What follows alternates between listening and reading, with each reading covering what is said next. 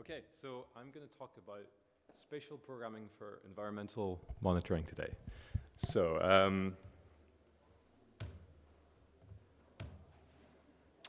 there are a vast amount of environmental sensors out there in the world. They span different regions, organizations, jurisdictions. There's carbon flux towers across the Amazon basin. There's marine salinity monitors in buoys drifting in the Pacific. There's acoustic monitoring of coral reefs. And to give you an idea of the scale of this kind of thing, this is a map of acoustic monitoring projects out there. These are not sensors, these are projects. So each one will have hundreds of sensors themselves. So what we are thinking is, how can we support programming with these kinds of spatial devices? How can we express things like allowing ecologists to access data via linked local networking, but not poachers? How can we broadcast to a spatial domain if there's an event like a flooding and we want to notify people? How can we perform an action in real time based on triggers? So if an acoustic monitor detects chainsaw, can we wake up a co-located camera trap to detect that?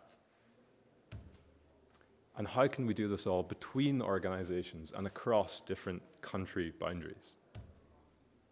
Today's architectures typically ship data to central servers, manually replicate that between organizations, and require custom APIs for each collaboration. It's very static, but we want to push this into the sort of real time on the edge. Enter bigraphs. So bigraphs are a formalism from the 2 decades old, and they express containment on the left and connectivity on the right. So this is, on the left, this is a forest of spatial containment. So an agent can be inside a building can be inside a city can be inside a country, and so on. And a link can be a communication between two agents. This is very general formalism. It was kind of created to, in part, encode a number of other process calculi, like the pi calculus and Petri nets and so on. But we're focused on modeling the real world with it, which was kind of the original intent. So here is an example of an urban network encoded in a bigraph. On the left, you see the physical layer, which are sensors. And we can express more like social and human representations here as well, virtual encodings. So we have the data layer on the right, which is where we're gathering data, and we have an application layer on the very right, which processes this data. Thanks to Roy here, we have code to derive bigraphs programmatically from OpenStreetMap data. This is a lot of nodes, but we've summarized it here in a hierarchy, and you can see we can partition the world according to these logical boundaries.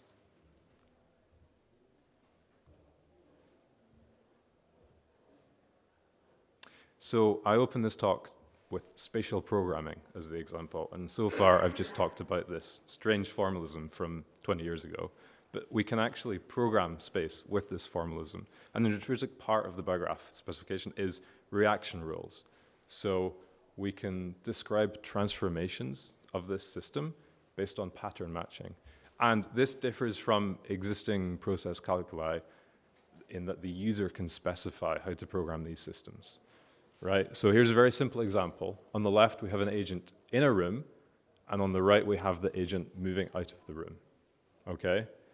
And these open links show you that it can compose with other graphs and other reaction rules.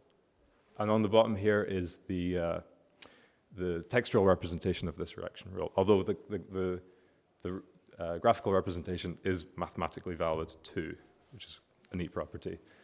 This is an example of applying this reaction rule to a graph. On the left, we have an agent and another agent with a contact in a room, and then on the right, the agent leaves the room. And we can express policy using these reaction rules. So here we're saying if two agents are in the same room, we can create a contact between them. And you can imagine a very similar thing for creating a communication link to a node that you're co-located with. We could also add social boundaries here, like you can only do that if you're a member of a certain organization. But these bigraphs have been relegated to primarily a mathematical domain. There's been a heavy focus on the formal semantics, applications being in encoding other process calculi, with tooling targeting formal verification and like little uses in real-world systems. So we're trying to do that, to fix that, to use them in the real world.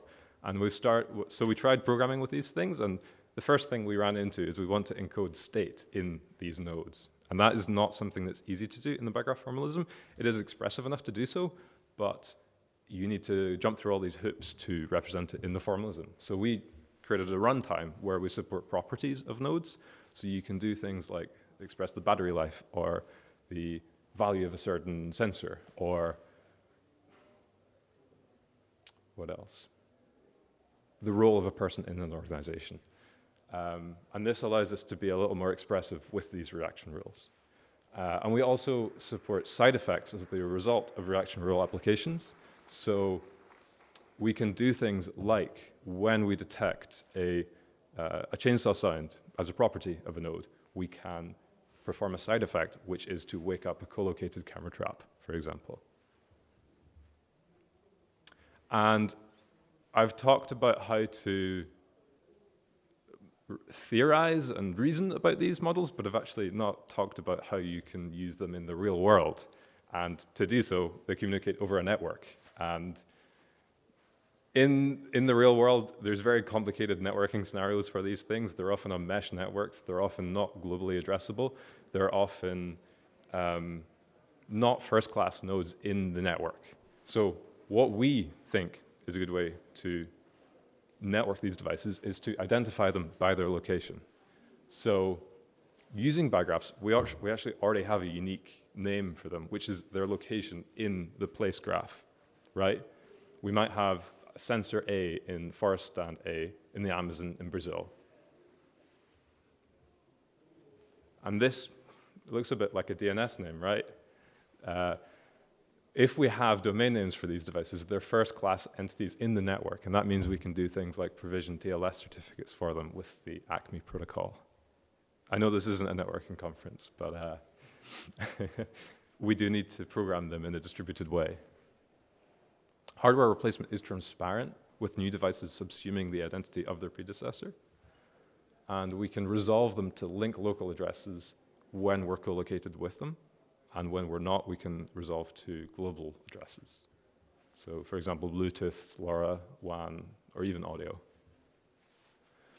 And I talked about, in the introduction, I talked about multicasting to a spatial domain, and we can actually express this in bigraph reaction rules as well. On the left here, we have a message which we want to propagate down a boundary, and on the right here, we have propagated that message into the boundary. And we can support spatial multicasting using this reaction rule applied iteratively.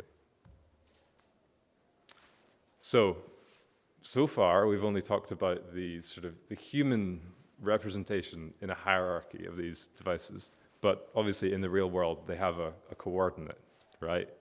So we were thinking, how can we query what nodes are within 5 kilometers of me, for example? The bigraph formalism has a very convoluted way of encoding this, but we want something performant and real, so we've got a OCaml R-tree implementation that, thanks to Patrick, that we can use to efficiently query devices in the real world. And this can scale to the globe.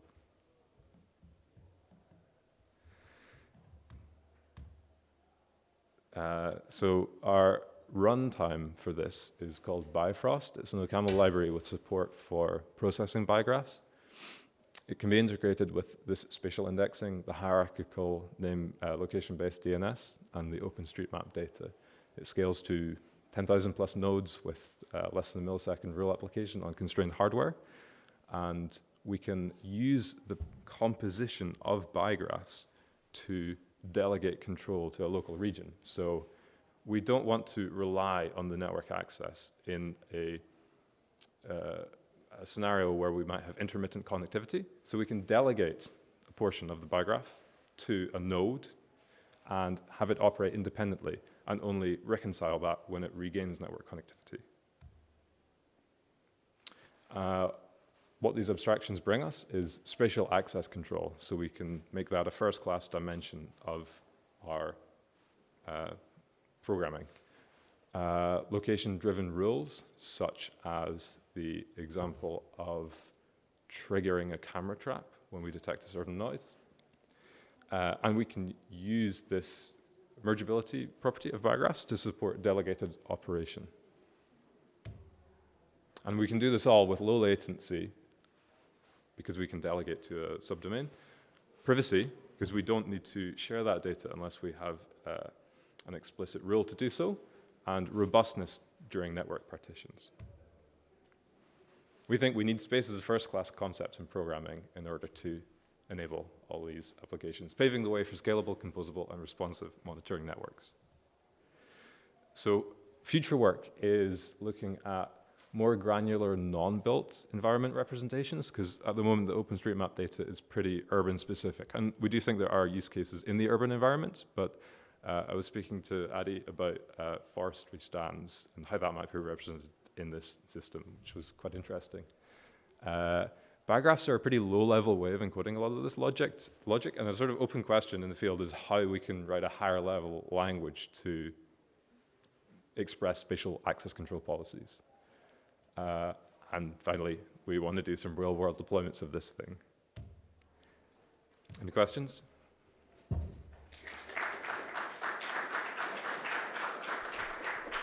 Thank you, Ryan. Over to you, Michael.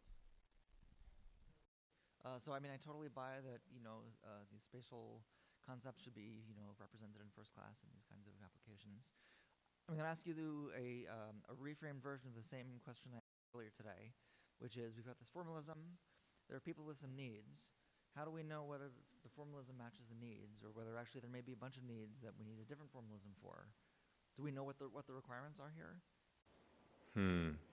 So I think it comes back to this: how do we do this between organizations and across administrative boundaries? There isn't really a standard framework for expressing these kinds of policies. Maybe we don't need one. Maybe it's enough the state of the world as it is. I mean, even embedded in this, like, what is this? Like, have you gone and talked to scientists and gotten a catalog of, like, here are all the things, here are the applications we would like to build that involve sensors and geography, or data and geography?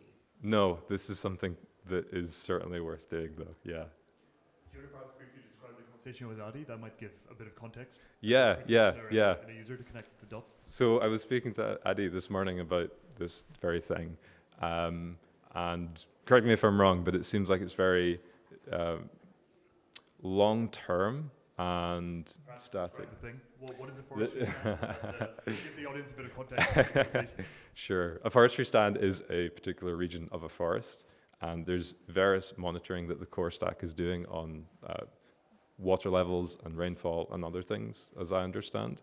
And this tends to be taken in the aggregate over the long term, but there's little like real-time, low latency programming over this data, right? These scenarios that we talked about at the start are not supported, if I'm right. Yeah. Mm-hmm. Have a full survey of scientists everywhere, but at least we have one data point coming out of PROPL. Let's thank Ryan for the demo and the co-authors here as well. Oh, we have one question. Sorry, did we miss a question? Who was it? Oh, sorry, go right ahead and go right ahead and just jump up to the mic. No worries.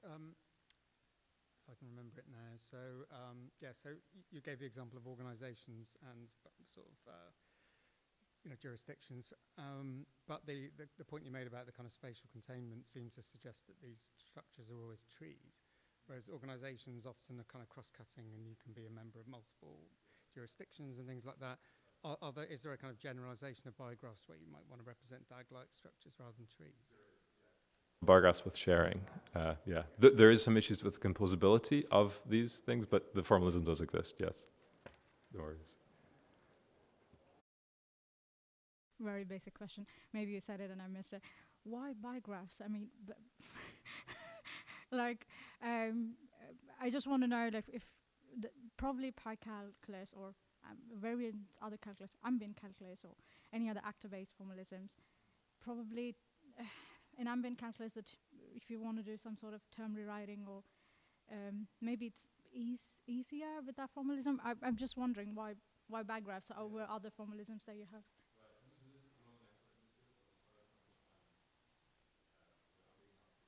Expressive, but it doesn't support these user-defined rules, for example. You need to go out of your way to encode the logic in the ambient calculus. Okay, but even if you have like two different spaces, which is your logical space and physical space here, like how do you, like if you want to do some sort of bisimulation checking between both of them, how does that look in bigraphs? What, like any verification angle in bigraphs? Would you have any opinions on that or any comments on that? Should we have a talk after the? Yeah. Yeah. Okay. Thanks for the question. Round of applause because I missed the people asking.